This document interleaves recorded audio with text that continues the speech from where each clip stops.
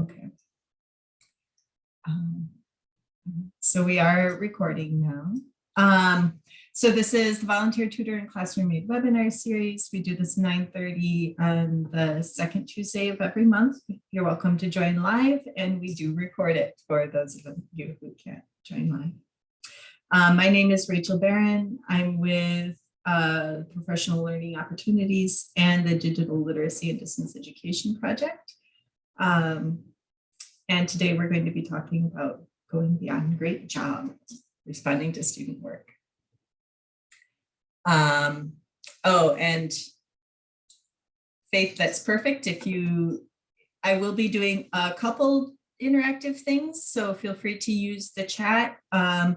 If you can't chat for some reason, you can also use your mic. I'm flexible either way. So to get started, I do have a chat activity. So today we're going to be talking about giving students feedback. And so what I'd like you to do first is to think about for yourself, what is the best thing about getting feedback? And so if you haven't opened your chat window, please open that up and type your response. So what's the best thing about getting feedback? And then I'm going to have you wait to send it, and we'll send them all at once so you can then read everybody's responses. So take a minute and just in the chat type what's the best thing about getting feedback.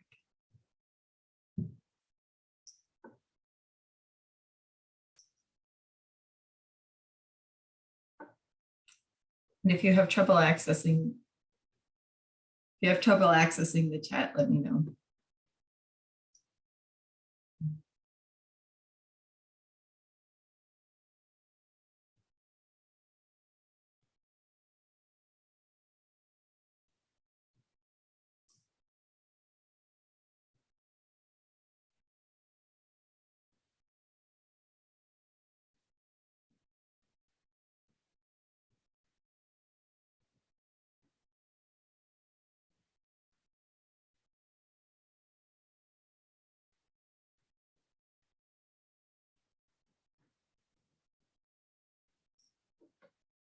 So welcome, I saw someone just joined. So if you could just in the chat, just type what is the best thing about getting feedback, and now go ahead and hit enter or send.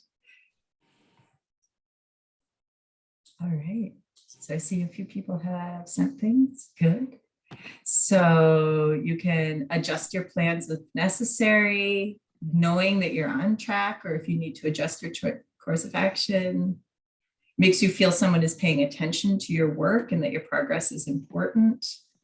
Reinforcing that you're doing well or help with areas that can be improved. Helps you understand your progress, knowing what to keep and what to change. And I love affirmation. I love that. I think most of us can probably identify with many of those things. And to ensure our efforts are not wasted, that we're doing what's expected for the job or school. Yeah, I think that's true. So that knowing, and I like a couple people said that knowing somebody is paying attention is really important. And that's definitely an important part of giving feedback to our students as well. And then knowing what you're doing well as maybe what needs to be changed. So we're going to do the same activity again, but I'm going to change the question because I know feedback isn't always the thing that we look forward to. What is the worst thing about getting feedback?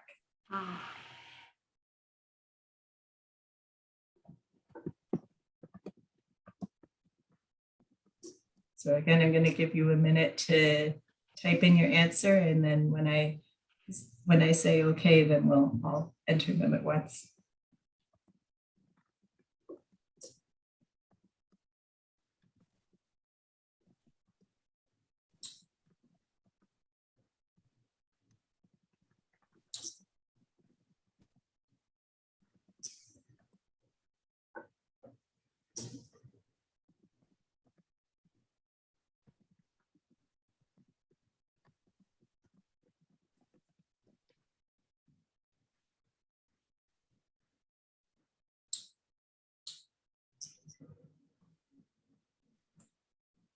All right, so go ahead and send.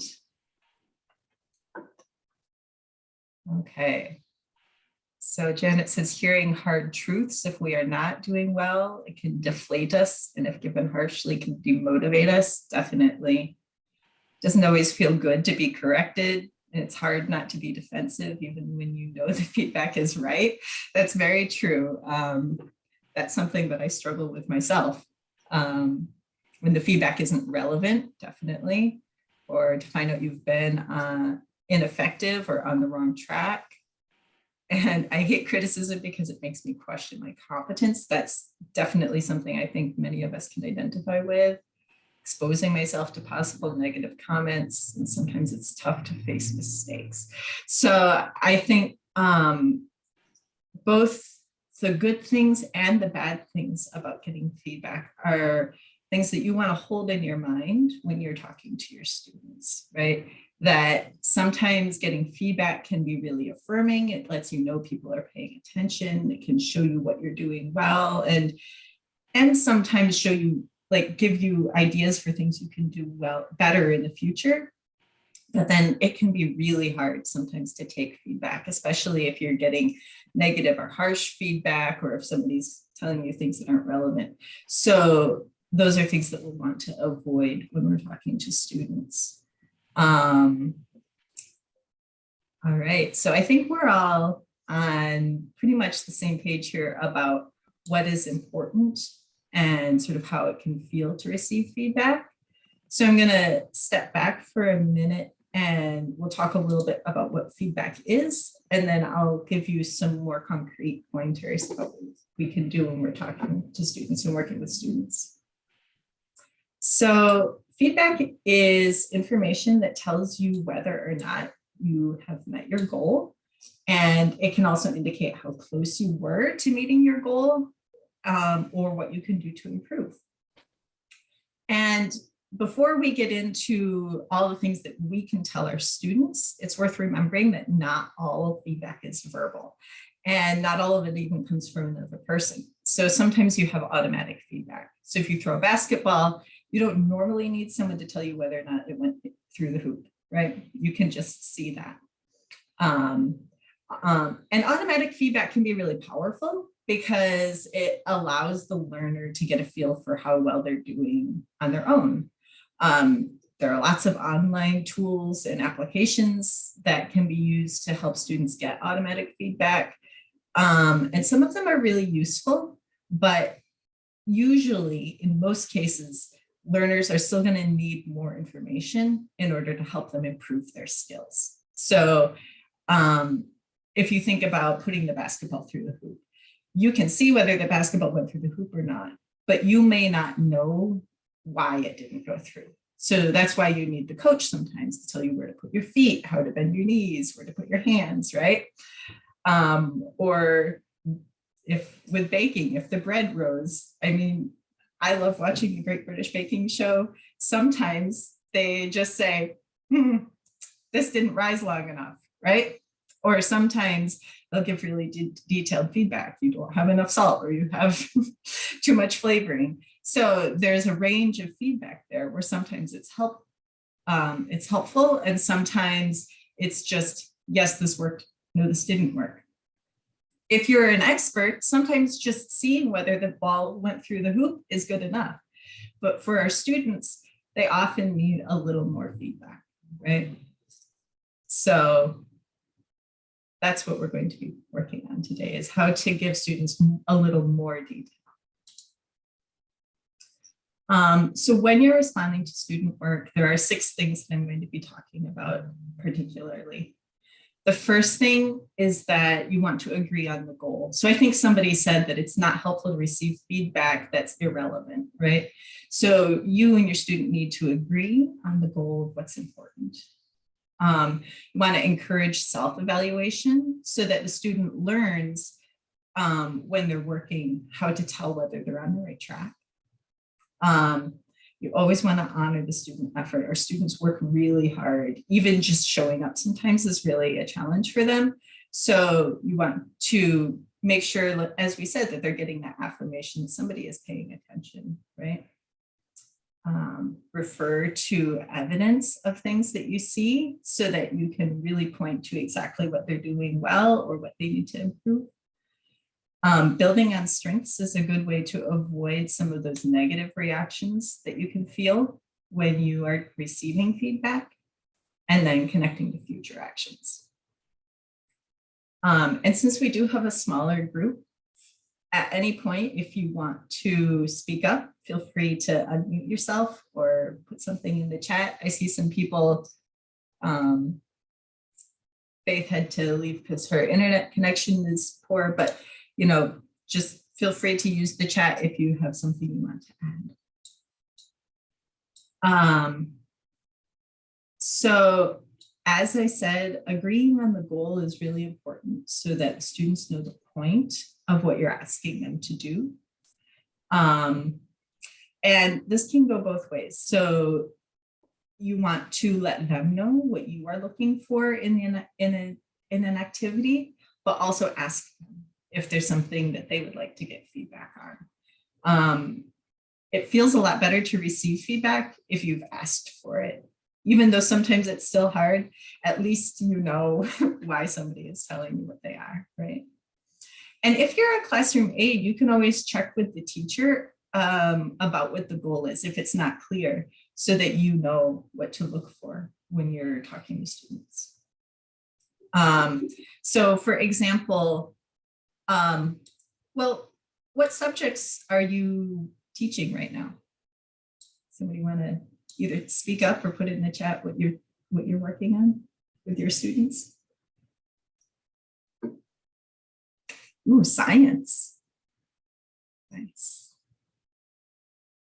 Citizenship. Okay. So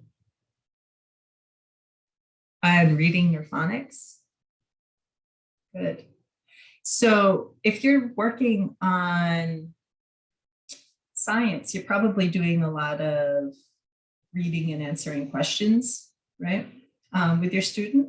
So you might tell them, for instance, in this reading, we're going to be looking at how the author is using evidence to back up their claim, right? And so you might,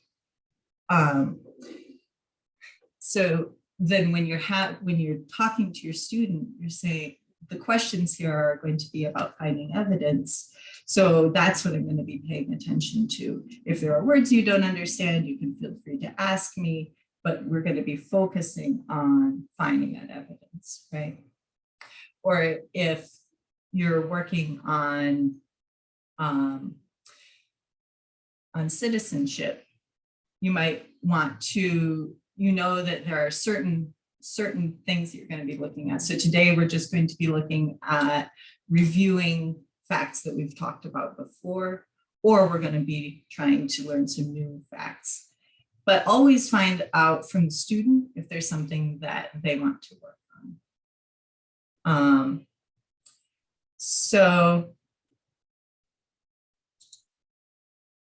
the next thing is you want to encourage self-evaluation. So the student needs to know what the goal is for them to evaluate themselves. A lot of times our students have trouble with self-evaluation. Either they think that everything they do is bad, or sometimes they have an inflated sense that everything they do is good, right? And I'm sure you may have run into one or both of those types of students in your work. So it helps if you know what the student is thinking about their work. So if a student tells you, oh, I don't know how to do this, I'm not sure about doing this, then that's an opening for you to help show them how to do the skill or to reaffirm what they're doing that's right. If a student is very confident, then you also know you want to start with, oh yeah, you were right, you did do these things correctly. And it can help you frame what you're saying if you know what they already think they did right or wrong. But we do want to teach students to be a little more critical. So it's helpful to ask questions. What did you struggle with here? What was challenging? Or what do you feel like you did well? How does this compare with the last time we did this activity, right?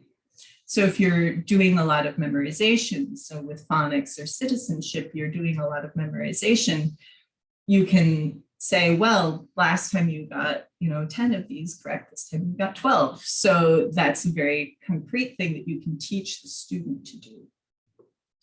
If you're working on a more holistic skill like speaking or writing, it can be helpful to have a checklist. And even if you're a classroom aide, you can always talk to the teacher about having 3 or 4 things that you should be checking in a student's work.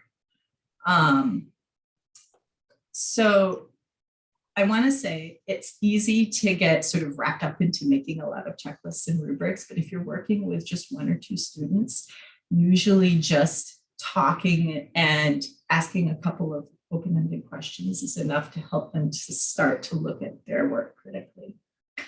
And don't be afraid to use the answer key. I have been known to hand students the back of the book and just have them look through the answer key. And then they can tell me what they did right and what they did wrong. That's part of that automatic feedback. They're getting initially the automatic feedback of whether they answered the question right. And then you can give them more detail about how to improve. And we can look at, well, what did you do well here? What do we still need to work on?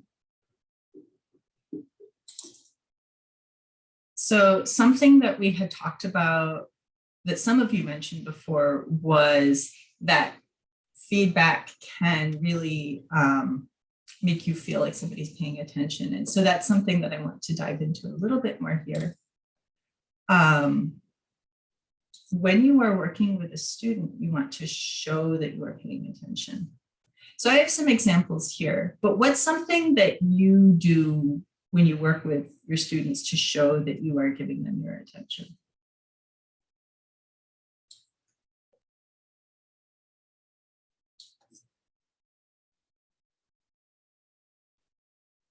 One thing I do is rephrase what they said. Verify I heard. Yeah. So rephrase what they said, verify. Especially if you've asked them how they feel like they did. You've just asked for their self-evaluation, to rephrase and say, oh, yeah, so you said that you were struggling with, negative numbers or whatever it is, right? I usually, when students are speaking, do a lot of kind of encouragement. Mind is deathly on Zoom because switching the speaker back. And so it's hard to just keep my mouth shut while they're speaking. Yeah. So on Zoom, it can be hard because I also do that. And I find I always have to put myself on mute in these situations because I'm always going, oh, So, but there are other ways that you can show by, if you have your camera on, looking at the screen helps, right? Or you can still nod. But just, like Lynn said, rephrasing what somebody said, and really like, we'll talk about evidence next, but showing that you have paid close attention to what they're doing can be very helpful just in your response. Rachel, somebody did type in, ask questions to clarify. And asking questions to clarify. Exactly. Yeah. So that's a good way to get students to talk a little bit more to help improve their self-evaluation, but it also shows that you're paying close attention and that you really care about understanding. Sometimes when our students say things, you may not understand what they're saying, whether they're language learners or not, especially with technology. So then asking clarifying questions can help. And then I do have this one caveat here that unless you have a specific plan, you should always look over everything the student has completed before commenting or writing on their work. Especially as a new teacher, I would sometimes look at the first couple problems the student had did, think I knew what was going on, and then it would turn out that later on they fixed it, or they had, you know, what they started out doing well had sort of like changed over the course of the essay or whatever. And so it's important to look at everything that they've done. So, and that will also help you decide what's most important to comment on.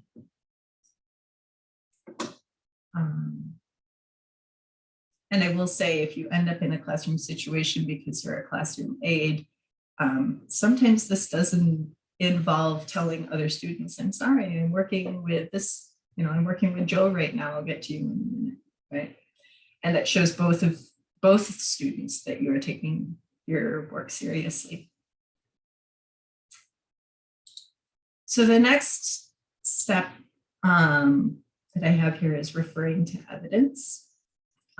Students are much more likely to improve their performance if you point out specific characteristics of their work that are strong or that need improvement. So this is part of why I titled this Beyond Good Job, right? It's okay to say good job, but then what do you follow up with so that the student knows what did they do that was good? Or what did, you know, maybe everything wasn't good. What parts of it were good? So there are a few different ways that you can refer to evidence.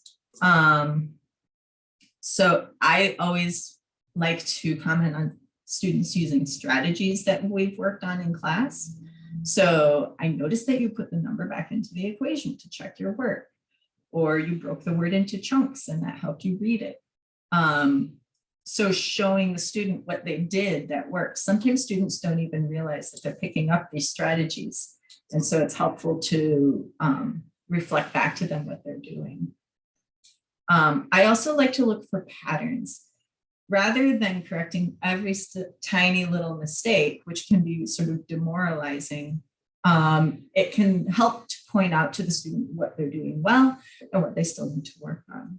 So all the nouns you choose are correct, but several of the articles are missing.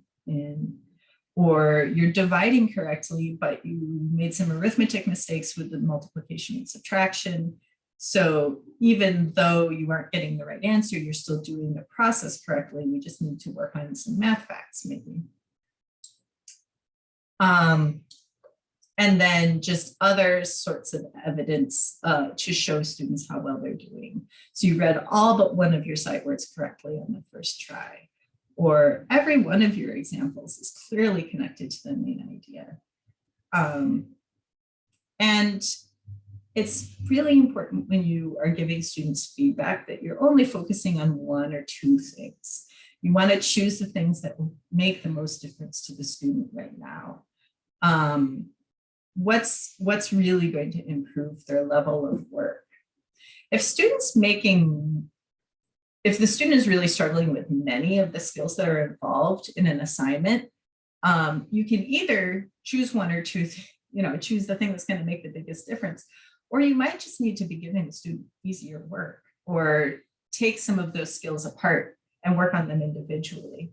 So if the student's really struggling with multiplication and subtraction, maybe you need to review that before continuing with division, right? Or, this could be if a student's writing a whole essay and is practicing pulling everything together into an essay, that in itself is a challenging thing, and that's always going to involve a lot of skills. But you want to be clear with your student about that and make sure that they've mastered some of those smaller skills first. Maybe they've already written some paragraphs with topic sentences, or have practiced writing thesis statements before you start them on writing a full essay. Right? And you'll notice that a lot of my feedback tends toward the positive, and that's intentional, because I always want to help students to build on their strengths. I always start with what the student did right. Even if it's just, I know this was really challenging and I'm proud of you for working through all the way to the end. Sometimes that's, sometimes just putting in that effort is the first step that they've needed to be working on. So what I like to do is to find something the student did right, and have them explain it to you. So for example, and in your second paragraph, I find I have a lot of writing examples here. In your second paragraph, you have a really clear topic sentence. What were you thinking as you wrote it? And how did you choose which details to include in that paragraph? Or I see that you have the correct answer for problem 1. How did you find the perimeter of that shape? And what did you do to figure out the missing sides? Would be sort of a math example. So you're asking them to explain to you what they did. That allows them to rehearse the correct things that they did. You can also see maybe if they got the right answer for the wrong reason, which is an important thing for you to know. Some students, you need to repeat this over and over again so that they really can internalize what are they doing correctly. And then if there are some questions or some problems where they aren't putting those steps in, they're more likely to recognize it themselves. So then say, okay, so you did well on question 1, you did well on question 3, you did well on question 4. We've talked about those. Let's go back to 2 and see if there's something here that you recognize that you didn't do as well. And oftentimes then the student will be able to find it.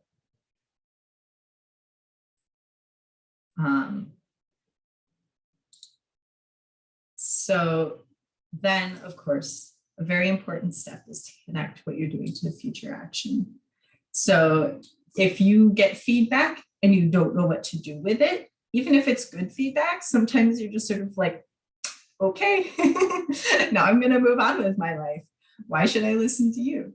But it's important to help students figure out what are they going to do in the future with the information you've given them. So I like to ask students, what do you want to remember in the future? Or what did we do today that you want to remember next time? What do you want more practice with? What are you still wondering about? This is feedback for me, but it also helps them to process some of the things that they've learned and to think about what they're going to do with it going forward. And this is what really helps your tutoring sessions become more of a dialogue where you both know the goal that you're working toward. And while you're helping the student reach that goal, they're also helping to direct that progress, right?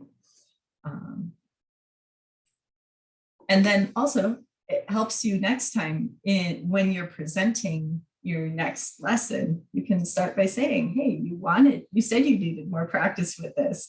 So, even though nobody loves to memorize their multiplication tables, you said you wanted to do it. So now we're going to work on it. Okay. So this is just sort of a summary again. So when you're responding to student work, make sure that you're agreeing with a student on what the goal of the exercise is, encouraging them to do some self-evaluation, asking those questions that help them reflect on the work. Always honor the work that they're putting in. Refer to evidence when you're saying what they did well or what they need to work on. Try as best as you can to have them building on strengths so that you're not always just pointing out weaknesses, and help them work to connect that to their future learning. So we have a very small group now. People are dropping like flies. But I was wondering if there are things here that you feel like you already do well, and if there's something here that you would like to work on in your own tutoring or teaching.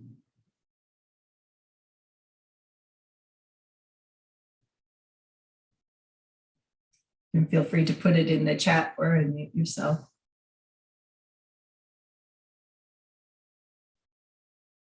I know with a small group, it's kind of hard. I think one of the easiest things to do when you're providing feedback is to go back to evidence, just looking at the work the student does and saying how this step was right and this is where we need to improve, because then it's visual to both you and the learner. Yeah. Yeah, and I found students generally respond well to that. I was wondering if I could share something that we do at Keystone. So Yeah. we have ESL library subscription. Mhm. So what I do, I'm the tutor coordinator. So some of my tutoring students would like some extra work. So I send them lessons and then I do, I write feedback on it's ESL library is wonderful. They love it. And then one of my tutoring students who returned asked me, can I do ESL library this year again with you? So, and we noticed that during the tutoring sessions, I pay attention to the tutors' lesson plans and see what they need. And then I try to supplement that, with ESL library and address that need. And then I give feedback to the student on that. So she really, I think she found the feedback very useful. And this year when she returned, she's asking me, can you send me ESL library and then tell me what I'm doing right or wrong? So when we discussed at the beginning, receiving feedback and giving feedback.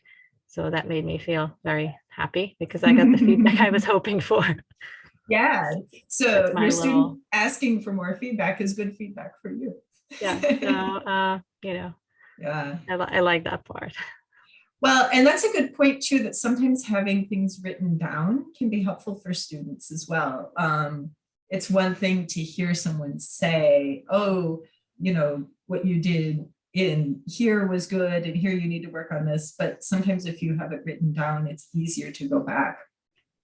Also, as the person receiving feedback, it can allow you to take a minute and step back from your work before you read the feedback, which many times helps us to take feedback better. And I like giving written feedback a little bit more because what I found when I heard is that sometimes it's nice to go back and read that again. Especially if the feedback is more instructional, that you did this was the mistake, this would have been a better sentence. And it's nice to go back and have that at the ready to look at. Yeah, definitely. So to have the sort of that record. And then you can also look over time, how is the feedback changing over time? Maybe things that you used to need to work on before are now becoming strengths, right? All right, thank you. Is there anything else that people feel like either they already do well or they need to work on? It can be hard to share what you need to work on.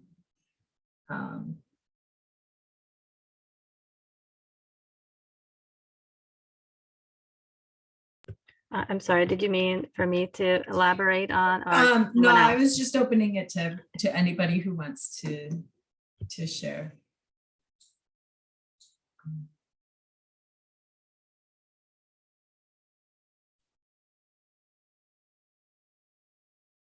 I think for myself, especially when I was first starting to work individually with students, I sometimes had trouble with the connecting to future actions because,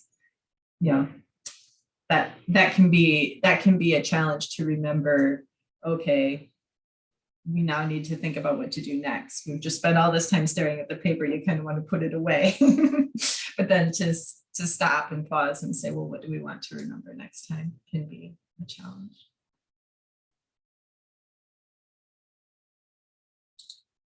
All right. So this is a little bit shorter than usual, but I think that's all right. Since a lot of it was me talking, you don't want me to talk for another 15 to 20 minutes. So if you have questions about this or anything, feel free to reach out to me.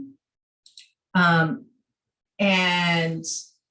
there is a survey that we would like you to complete if you attended today or if you are watching the recording at home.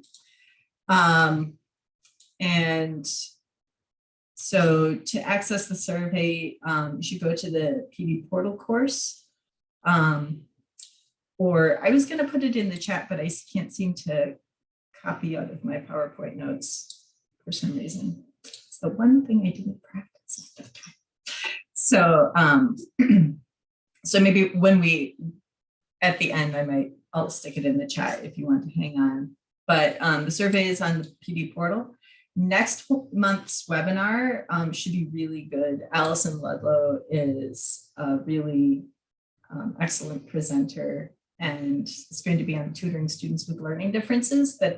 And I know that that's a topic that many of us struggle with. So I've seen a draft of her presentation, and it looked very strong, and I'm really excited about it. So I hope that you attend, and I hope that you encourage other tutors at your program, classmates to attend. I think this one will be very useful for people. And these are my references. So if you want to access any of these, you'll be able to go on the PD portal, and they should be available in the PDF of the PowerPoint there. All right. Does anybody have anything else to say before we somebody asked about accessing the recording. So again, the recording will be on the PD portal. And if you don't have an account, or if you have other tutors at your agency that don't have accounts, feel free to reach out to either your tutor coordinator or Callie, and she can get you an account. Lynn, would you mind putting Callie's email address in the chat just so people know who to reach out to? Thank you. All right, so then I think that's it. Any other questions or concerns?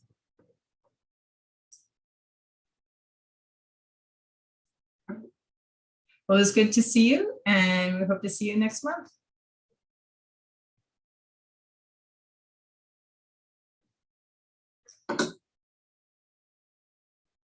Yeah, so Lynn just put Callie's email in the chat. All right, I'm going to stop the recording.